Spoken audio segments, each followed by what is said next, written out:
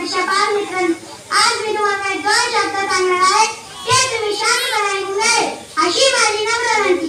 मी भारतीय आहे हे उच्च रत्नावर रोमन उभे राहतात आणि आजचा दिवस तो